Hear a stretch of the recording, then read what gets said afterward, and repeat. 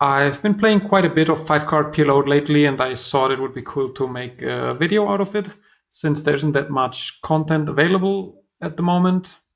For button play, we're seeing I was hovering over the forward button. Yeah, I'm going for it. Like big blind seems to be is an unknown, but very loose over the first couple of hands. So oftentimes when you don't have the fold equity pre-flop and hand equities run closer together, so you kind of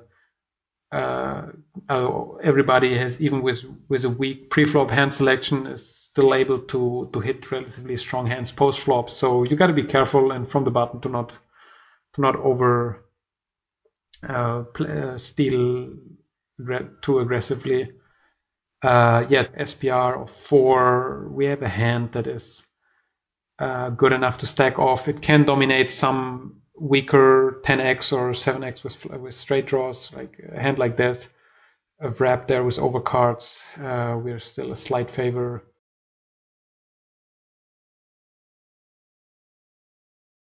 And we end up scooping. Luckily, like that's nice when you're.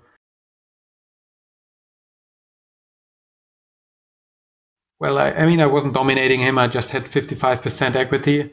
But still, it's nice when you're getting it in with a draw and showdown value against a bear draw. Like even though he had that full wrap, he was still.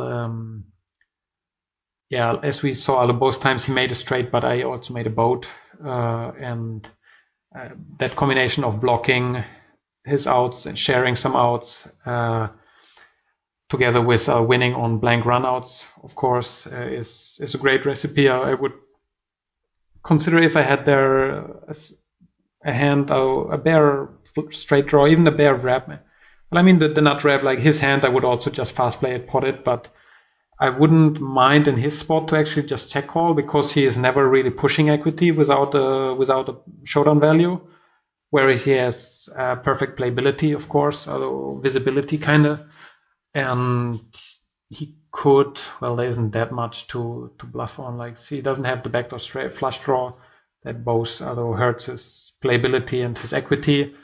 I guess if he leads on like he check calls flop and then he donks pot size on a 5 on the turn, I would be forced to fold a couple of hands. Like if I'm having some kind of on the flop, maybe ace ace, king queen 10 or something that I'm just going with. Yeah, a lot of hands basically I have to, although I would be forced to fold. So he actually, with that strategy, I think he has more success. But I don't call it a mistake either, since I mean, a full wrap, he has guaranteed equity. It's just not, again, not having showdown value is definitely oftentimes a good reason to slow to not fast play your hand and to play more kind of pot controlling and careful, because he can easily be dominated. Like if I had actually that, my hand would be just one rank lower, so I would share the same wrap, but I had a 10 in it. I would have completely crushed him there. So we got a huge hand after 3-betting, so no need to pot it on the flop. Such a dry board that we completely crushed. So half pot size bet seems to be in order, and now that we turn, another small bet now, since we have the board pretty under control. We are way ahead or kind of way behind if he somehow managed to spake up a 3.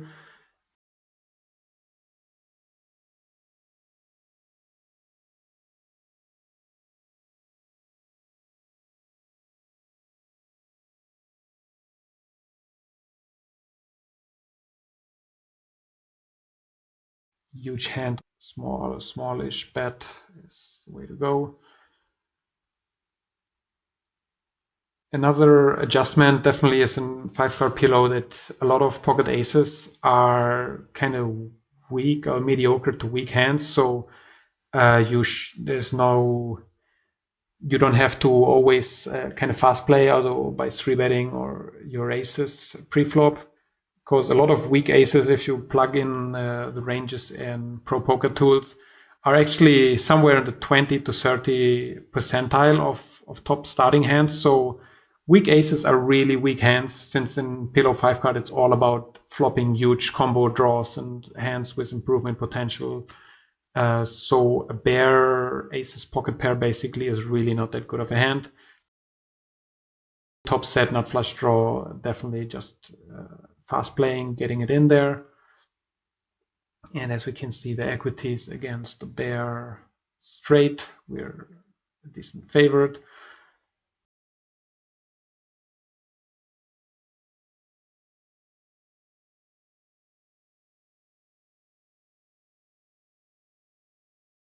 Also, my strategy includes a lot of limping from the small blind, since we are almost never going to get a fold pre-flop and oftentimes going to get 3-bet.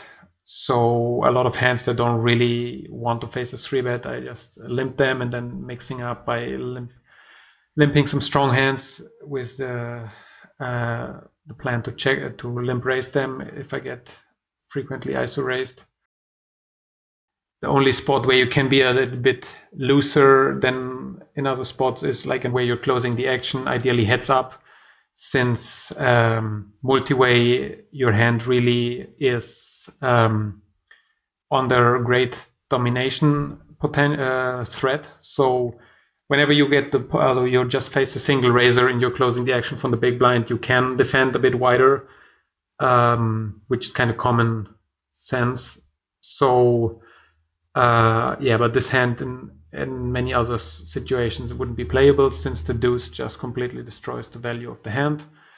And as played, it got checked down. Then the river, I think it's a decent spot to bluff, since he has shown that he's not really interested in the pot, and obviously the board run out favors a wide big blind range over a somewhat tight cutoff opening range.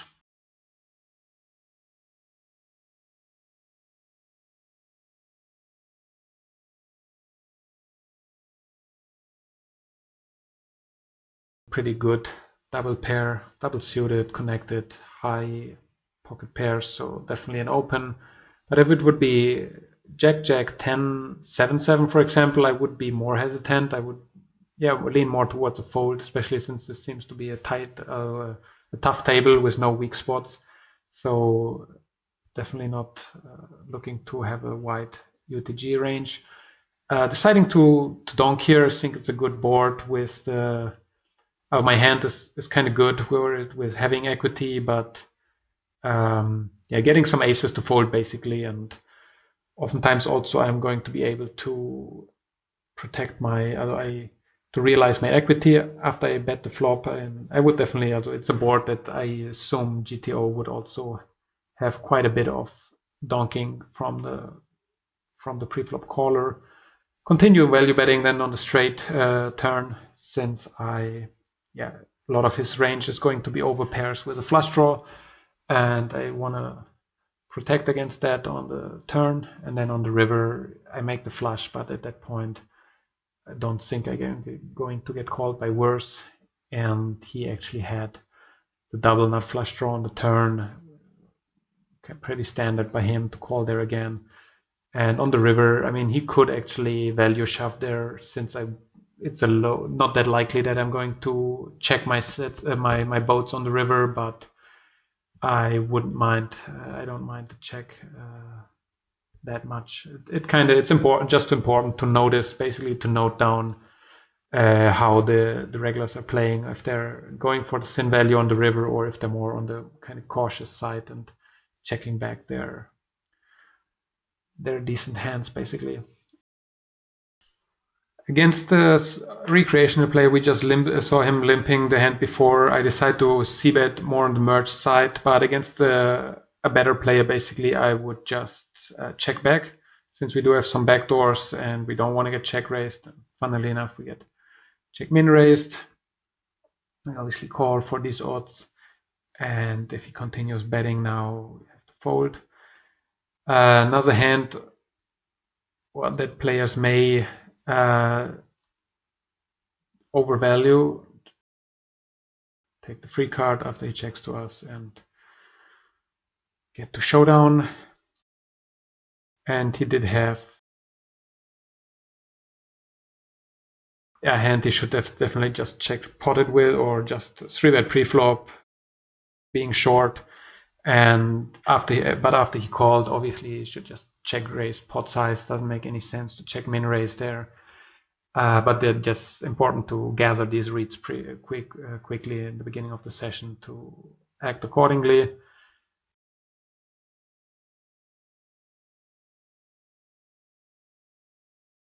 Obviously a premium hand there, double suited, one gap, open from any position. I wouldn't 3-bet it from against any position open, basically because UTG from a good player's UTG range, we are still easily dominated, since they will have a lot of ace x, big type of hands. So I would probably just flat it against a tight UTG range and only 3-bet it against wider ranges. And on this flop, multi-way, no point in c-betting. Players play a lot of suited ace x type of hands, so we have to be really careful to not get into these reverse implied odds situations where we are in building up a pot with a non-nutted draw. So against a tight player, check folding is correct play.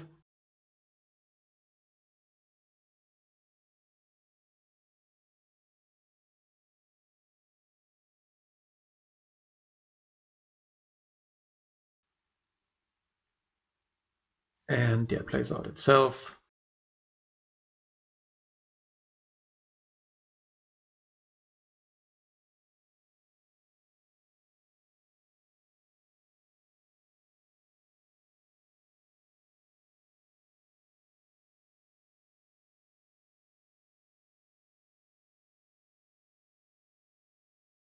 I decided to go for polarizing double barrel for pot size. We same as in PLO, but even to a further extent, we obviously need to protect a lot, and we're going to use a lot of pot size turn bets, double barrels, and this board I felt like I have a decent combination of blockers and equity by having that turned third nut flush draw and having the king of spades and blocking the 8 for the straight draws.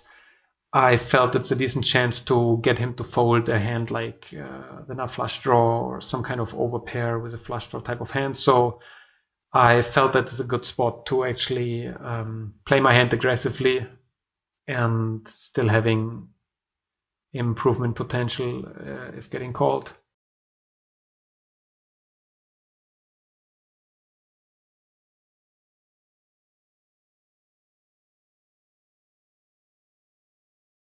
After he does call and I improve the 2-pair, don't think I really get a straight to fold.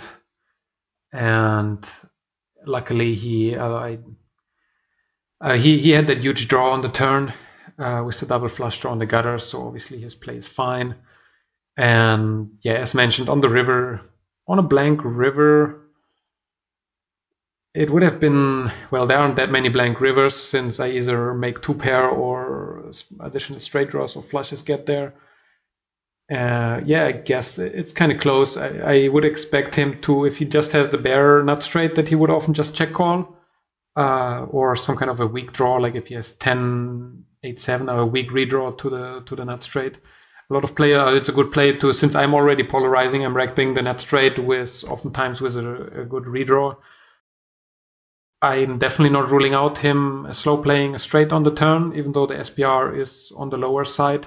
It's just not really pushing much equity unless he has a straight with a flush draw at least, other than nut straight mainly. So yeah, I would be kind of cautious on the river.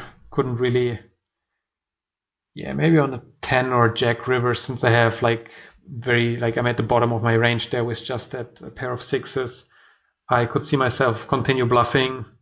Could also, the good thing is on a blank, basically, where I don't improve to 2-pair, is that I don't need to bet that big, since I expect him to have a lot of either double flush draws or like nut flush draw with gutter and 2-pair type of hands, but he won't really bluff catch with many, although even with 2 pairs, I'd say, unless he has some kind of reads on me. So I wouldn't have to pot the river to get him to fold some of those hands, unless he has like straight blockers. Maybe if he has like 9, 8, 8, 6 or something, ace with an ace or something. So, but that's very specific holdings. Like for the most part, unless he has very good blockers, I assume that he would just fold any non-straight. And even, I mean, 7-3, yeah, sure, is probably going to call, not on that 8 river, but on a blank river. So yeah, there are some rivers I would continue bluffing on, and often on many other rivers I actually make my hand.